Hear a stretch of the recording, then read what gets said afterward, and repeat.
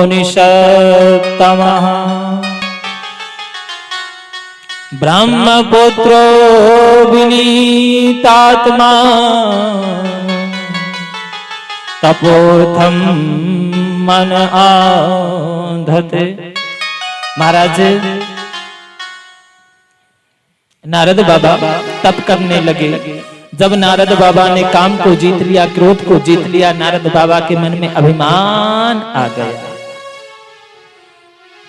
नारद बाबा तुरंत कैलाश पर्वत पर गए और कैलाश पर्वत पर जाकर के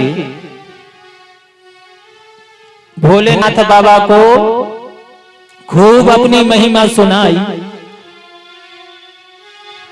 भोलेनाथ बाबा को खूब अपनी महिमा सुनाई और कहा, महाराज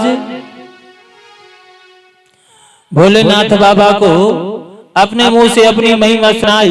भोलेनाथ बाबा ने कहा, नारद बाबा हमको अपने मुंह से अपनी महिमा सुनाई सो सुनाई, पर कभी भगवान विष्णु को मत सुनाना।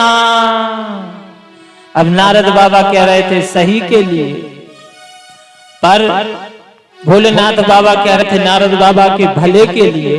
पर नारद बाबा ने सोच लिया कि भोलेनाथ बाबा हमारा भला होना नहीं चाहते। तो क्या कहा, बोले आप किसी को मत बताना।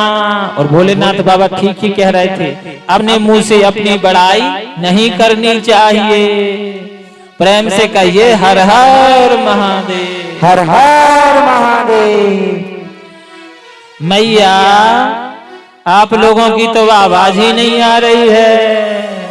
आप लोग तो ऐसे हर हर महादेव बोल रहे हैं जैसे मानो साल 2 साल से भोजन ना किया हो। भोजन तो रोज हो रहा है। जब रोज भोजन हो रहा है महादेव जी की कृपा से, तो फिर हर हर महादेव बोलने में कंजूसी क्यों?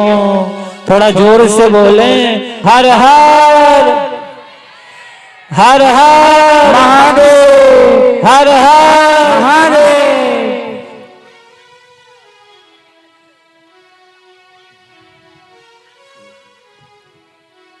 इधर महाराज नारद बाबा भोलेनाथ बाबा की एक बात न माने और भगवान विष्णु के धाम गए। भगवान विष्णु के धाम पहुंचे और भगवान विष्णु ने कहा, भगवान विष्णु कहते हैं, प्रभु भगवान विष्णु कहते हैं, नारद बाबा को जैसे देखा भगवान विष्णु अपने आसन से खड़े हो गए और खड़े होकर के नारद बाबा के चरणों में प्रणाम किया। नारद बाबा तो अभिमान में तो भरे ही थे, नारद बाबा और अभिमान में आ गए। अब ऐसे ही महाराज इधर नारद बाबा भगवान विष्णु के यहाँ मेहमान बन के पहुंचे। ऐसे एक व्यक्ति के घर में मेहमान आए तो हमारे भारतवर्ष में मेहमानों का स्वागत खूब करते हैं। हाँ जी की ना जी। आप लोग ऐसे हाँ जी बोल रहे जैसे मानो आप लोग ना करते हो। आप लोग करते हैं ना? करते हैं तो जोर से हाँ जी बोले, हाँ जी की ना जी। हाँ अब लगा कि करते हैं। तो महाराज भारतवर्ष में मेहमानों का स्वागत खूब होता है और हमारी माताएं बहनें सुंदर सुंदर पकवान बना करके खिलाती हैं। अब ऐसे ही एक घर मेहमान जी आए तो मेहमान जी जाने का नाम ही ना ले। लगभग 1 हफ्ता बीत गया तो पति पत्नी दोनों थे। पति ने पत्नी से कहा, मेहमान जी, पत्नी ने पतिदेव से कहा, पतिदेव मेहमान जी जा क्यों नहीं रहे? पति ने कहा, ऐसा सुंदर सुंदर पकवान बना करके खिलाओगी तो कोई क्यों जाएगा? पति ने कहा, एक काम करो, आज भोजन मत बनाओ, शाम को सुबह भोजन मत दो, शाम को मेहमान जी बैग उठा करके कहेंगे जाना पड़ेगा, कुछ जरूरी काम है।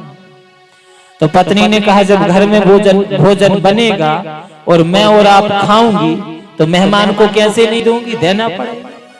तो पति ने कहा, एक काम है, जब मेहमान जी पास में रहेंगे तो मैं तुमको डांटूंगा तो तुम गुस्से में आके कहना आज मैं भोजन नहीं बनाऊंगी। तो मैं भी कहूंगा मत बनाना, तो मेहमान जी सोचेंगे अब भोजन बन ही नहीं रहा, तो हमको कहां से मिलेगा। मेहमान जी चले जाएंगे। और संयोग से पति पत्नी दोनों आपस में बात कर रहे थे। ये बात मेहमान जी ने सुन ली कि मुझे भगाने का षड्यंत्र रचा जा रहा है। अब भैया बात के अनुसार शाम का वक्त मेहमान जी आए। मेहमान जी जैसे ही देखा पतिदेव ने तो अपनी पत्नी को झूठ मूठ का डांटने लगे। तो महाराज कहा, पत्नी भी झूठ मूठ का रोने लगी, आंसू बहाने लगी झूठ मूठ के, और कहती गुस्से में आके, आज मैं भोजन नहीं बनाऊंगी। पतिदेव ने कहा मत बनाना। तो मेहमान जी ने सोचा भोजन बन ही नहीं रहा, कहां से मिलेगा। मेहमान जी ने बैग उठाया और जाने लगे। पति पत्नी बड़े खुश हुए कि चलो मेहमान जी जा रहा।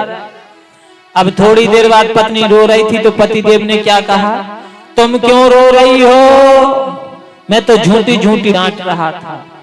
तो पत्नी भी आंसू पोंछ करके बोली, मैं थोड़ी सही रो रही थी, मैं भी तो झूठी झूठी रो रही थी, मुस्कुराने लगी। अब इतने में गजब तो जब हुआ, महाराज मेहमान जी भी लौट करके आ गए और बैग रख करके कहते हैं, मैं भी तो झूठी झूठी गया था, मैं कौन सही गया था। इधर महाराज नारद बाबा पहुंचे, बड़ा स्वागत किया। भगवान जैसे ही अपनी आसन से उठ करके आए और नारद बाबा को प्रणाम किया और ले जा करके अपनी सिंहासन पर बैठा दिया। चरणों में भगवान बैठ गए। नारद बाबा को अभिमान और आ गया, देखो मेरे चरणों में जगदीश बैठे हैं। जब चरणों में जगदीश बैठे हैं तो सचमुच का जगदीश तो मैं ही हुआ, भगवान तो मैं ही हूं। और अभिमान आ गया।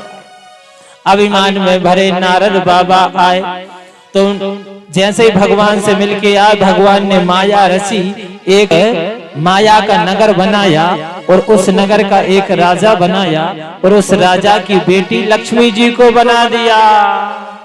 उस राजा की बेटी का स्वयंवर हो रहा था तो राजा ने नारद बाबा से कहा, हमारी पुत्री का हाथ देखिए।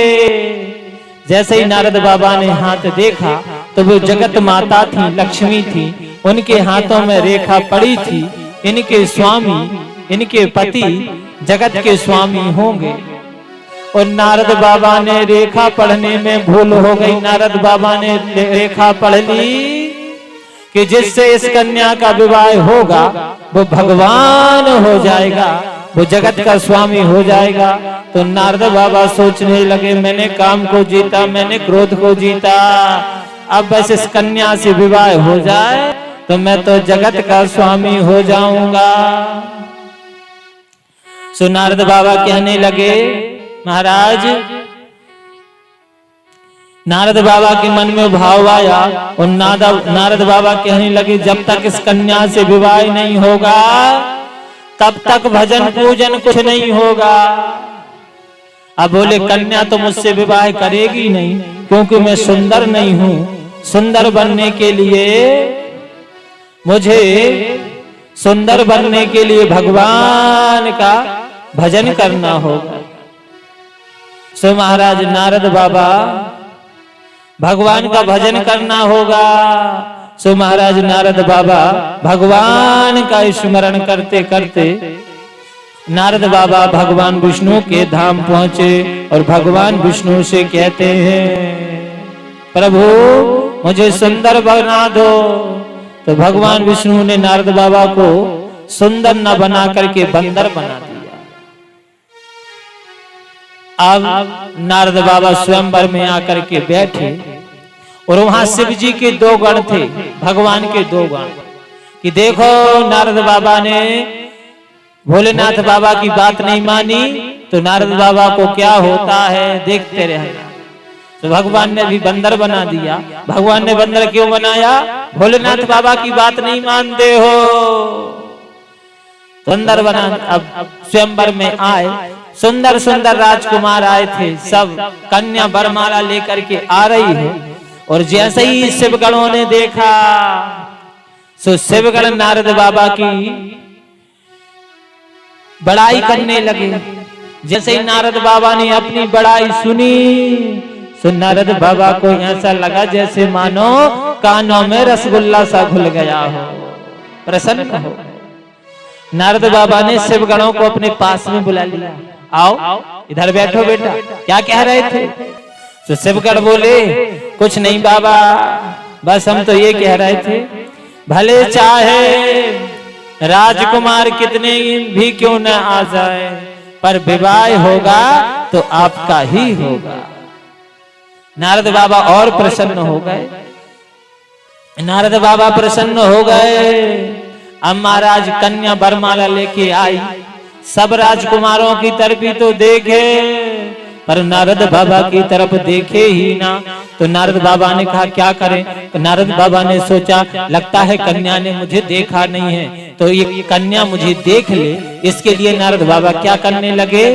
बोले, पुनी पुनी मोनी ओ कैसा है अकुला।